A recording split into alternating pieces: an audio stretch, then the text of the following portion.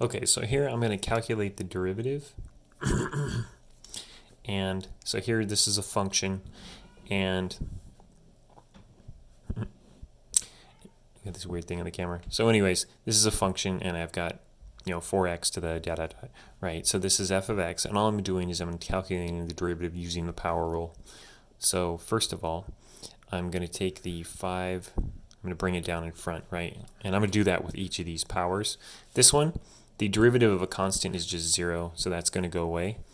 So I'm going to be left with 4 times 5/3 times x to the 5/3 minus 1, and then minus, and that's minus 3. I'm going to take that negative 2, bring it down in front, so negative 2 times x to the negative 2 minus 1, and then minus, now think of this is kind of like x to the 0, but it's not 0 minus 1, it's not that, right? So any constant is just 0. The derivative of a constant is defined as 0, okay? So that leaves me with 0, right?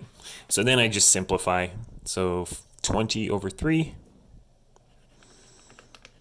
times x to the, and it's 5 over 3 minus 3 over 3, right?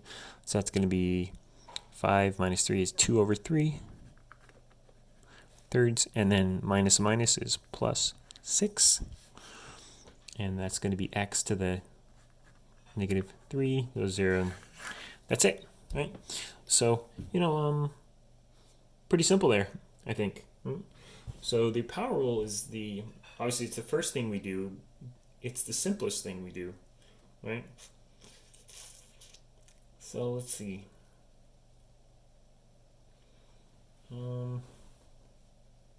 Well, how about number 32? Yeah, 32 is a little... Well, let me do 31 first. Okay.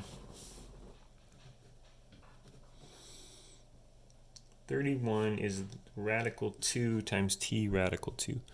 Sorry, radical square root of 2 times t to the square root of 2, right? So the derivative of this is my, so I'm going to go d dt. So I'm going to take the derivative of this with respect to t, right? By the way, if I had some other plus z, right? And if I'm doing a derivative with respect to t, what I'm doing is I'm holding this as a constant, and the derivative of a constant is just 0, okay? So just note that if I have two variables in an equation, but I'm taking a derivative with respect to one of those variables, what I'm doing is I'm holding the other one constant. So again, going to my econ students, ceteris paribus, right? We hold everything else constant. So even though it's a variable in the equation, if I'm looking at the change in the total equation with respect to a change in this, that means I have to hold the other variable as a constant, and the derivative of a constant is just 0. Okay, so those are called like partial derivatives, but anyways. And it's 31, yeah, so we're just taking the derivative, right? So again, taking that 2, bringing it down in front, I'm going to get root 2 times root 2 times t to the root 2 minus 1, right? So that's going to be 2t to the radical 2 minus 1. And that's pretty much it. That's it. That is it, right? It's pretty simple. Okay. Number 32 is a little more complicated. So here I have z to the 5/3 minus 4z to the 3/2. And that's over z, right? So we don't have, there's the quotient rule. I could use the quotient rule here, but I'm not going to. We don't have the quotient rule yet. So instead, I'm going to simplify it. So I'm going to make this, it's going to be this over z minus this over z, right? So this is going to be z to the 5/3 over z minus, remember we can do that, right? Common denominator, minus 4z to the 3 over 2 over z, right? And then I simplify. Right, so this is z to 5/3 over 3/3 is 5/3 minus 3/3, right? So this is actually going to be z to the 2/3 minus 4 z to, and then this is 3/2 minus 2/2 is z to the 1/2, right? And so the derivative d dz of this is the derivative of each individual, right? So that's going to be 2 over 3 z to the, and then it's 2/3 minus 1 is negative 1/3, and then minus, and then it's 1/2 times 4 is 2, 1/2 of 4, z to the negative 1 over 2. Okay, so pretty simple, straightforward, just power rule so far. Believe me, it gets more complicated from here, right? Okay. And so if you look at number 33 to 36, say 33 to 36 here. Okay. What's going on here is we don't have, so this is, we would use a chain rule here if you want, but instead what I can do is just simplify by foiling it out, right? So I FOIL this out and then I use the power rule. FOIL it out, use the power rule. Right? Once you FOIL it out, you just get straight up equations like this, or actually like this, right? This one, do what I just did, which is separate this into x squared over x squared plus, which is just 1, right? The derivative of 1 is 0, plus 4x to the 1/2 over x squared, right? So separate that out. Do the same thing here. Separate this out. This is going to be 1 over t to the 1/2, which is t to the negative 1/2, right? So this one, this is going to be 1 over t to the 1/2, which is t to the negative 1/2, minus, and then it's going to be 2t to the 1 over t to the 1/2, which is 2t to the 1 minus 1/2, right? And then you would take the derivative of this, which is negative 1/2 t to the negative 3/2 minus 1/2 of 2 is 1 t to the negative 1/2, right? So this is going to be negative 1/2 t to the negative 1/2 minus minus 1, so we don't even write that, t to the negative 1/2, right? So that would be your result there. Okay. How about these? Calculate the derivatives. Again, just doing more of the same, right? You want to take the derivative of t with respect to c, and so this is going to be 2/3 times 3 is 2c to the negative 1/3, and then you're going to take that 8 and you're going to plug it in. It's t, so that's going to be 2. It's going to be 4, right? So let me do one of those. Give me a second. See if maybe without that thing I can do it better. So let's look at number 39.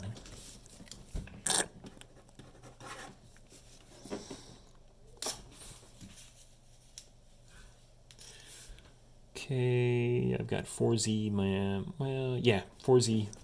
4z minus, so this is f of z, f of z is 4z minus 16z squared, okay? And I want to find this, I want to find the derivative with respect to z, so this equals s, and I want to find derivative of s with respect to z when z equals 2, okay, 2, sorry. So I want to find the derivative of s with respect to z when when z is 2, right? And again, I want to find, what this means is I want to find the change in s with respect to a small marginal change in z at the point where z is 2, right? So if you think about you're speeding down the road and you've got a function, let's say I put together a function for your distance from Central, and I want to look at the change in your speed, or in this case it could be the change in, I put together a function, your distance, as a function of your time, right? And so here I would want to find what is the change in your distance away from Central as a function of your time at like 5 minutes since you left, right? If you could understand what that means, or kind of get an idea, right? Okay, so anyways, that's what I'm going to do. So I'm going to take this, I'm going to take the derivative, which is just going to be 4, this is z to the 1 minus, is that z to the 1? Yeah, 4z to the 1 minus 1 is 0, so that's z to the 0 is by definition 1, so I get 4 times nothing, right, times 1, minus, and then 2 times 16 is 32, times z to the 2 minus 1 is just z to the 1, which is z. Okay, so that's my derivative. This is s prime, or you can call it f prime of s or whatever, right? And I want to find it when t is 2, or sorry, z is 2. Okay, and so now I'm just going to plug 2 in there. I'm going to get s prime of 2, which is going to be 4 minus 32 times 2 is 64 equals negative 60. There you go, right? So that's it. That's all you do. Okay. Okay, I'm just going to go through these functions here quick. Match the functions in graphs A through D with their derivatives. Oh, so here, these are the functions and these are the derivatives, right? And name the function.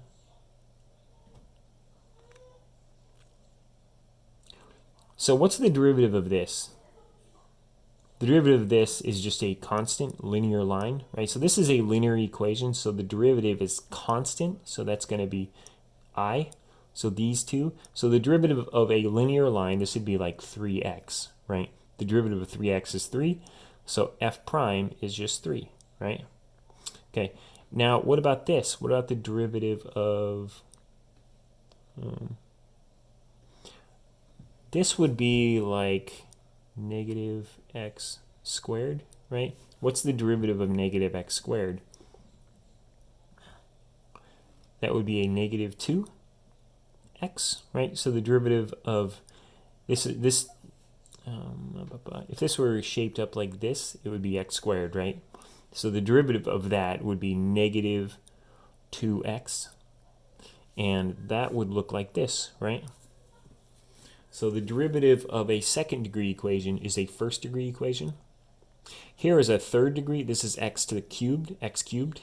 So the derivative of a third degree equation is a second degree equation. Now if you notice, what happens here is you have increasing, decreasing, increasing, right?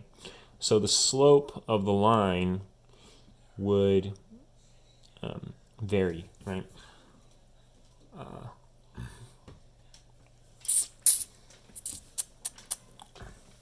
And so yeah, so this one would go with this one. These two would both go with the linear. So the derivative of a polynomial, of nth degree polynomial, is going to be an n minus 1 degree polynomial, right? So here if I have a third degree polynomial, its derivative is going to be second degree, and this is a second degree polynomial, right? Okay.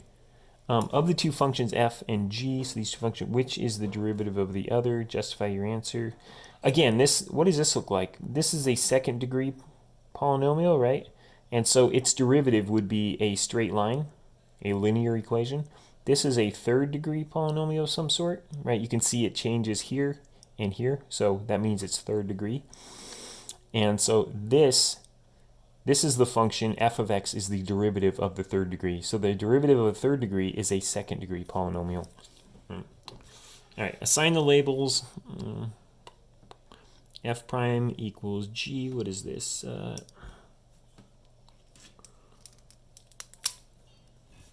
Oh, so it's just doing the same thing, but it's on the next page, so I'm not going to do it because it's kind of hard to flip over.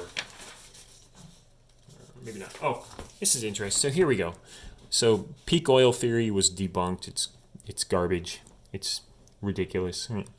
First proposed by Hubert, whatever. The total amount of crude oil he believed was. Now we've disproven this theory pretty easily. They said peak oil was in the 70s, right? So here, right around here, he thought it went like this. but we found actually we've discovered more oil since then, right? So sketch the derivative 1900 to 2150.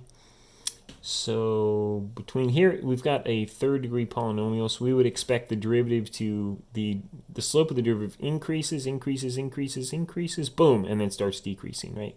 So that means the derivative would increase, and then decrease, right? So that's going to look like an upside down U. So first, the derivative of that equation is going to look something like that, because you can see the slope of the line is increasing at an increasing rate. It's actually increasing at an increasing rate, right? So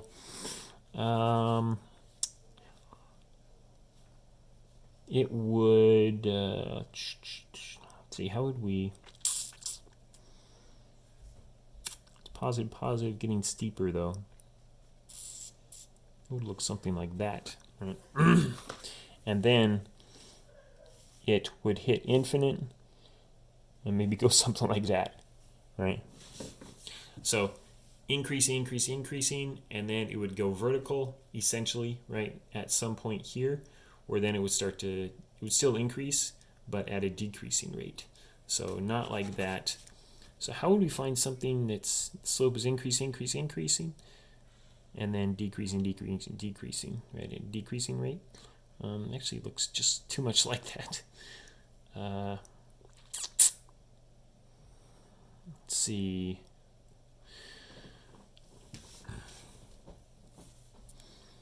Think of how that, what would that look like? How would I draw that out?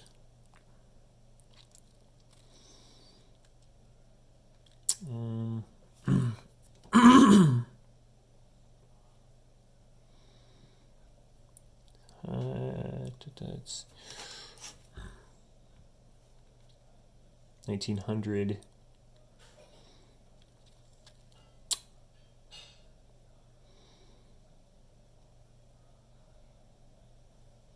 It looks something like that.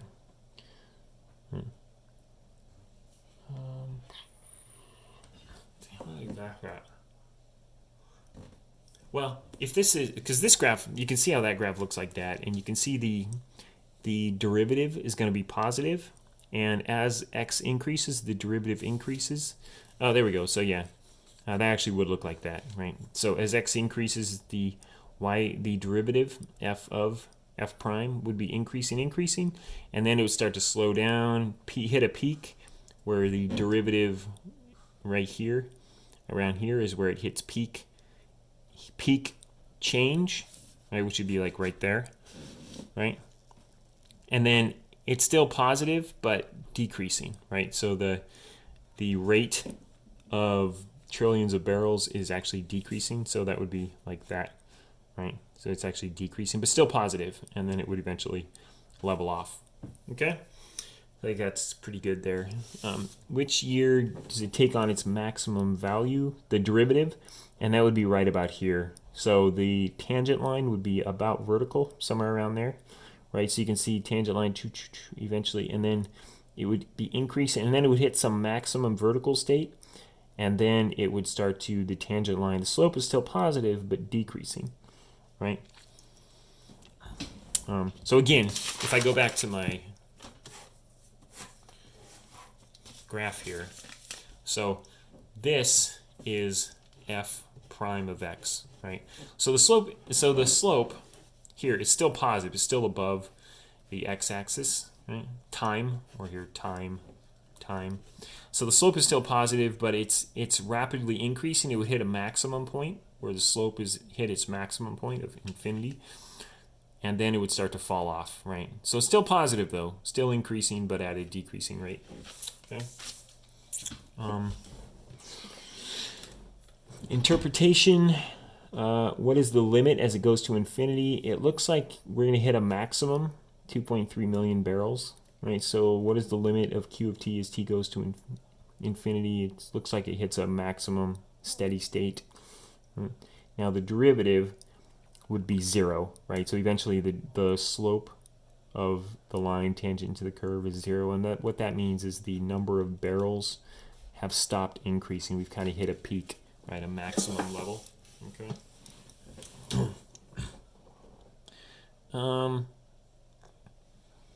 Okay.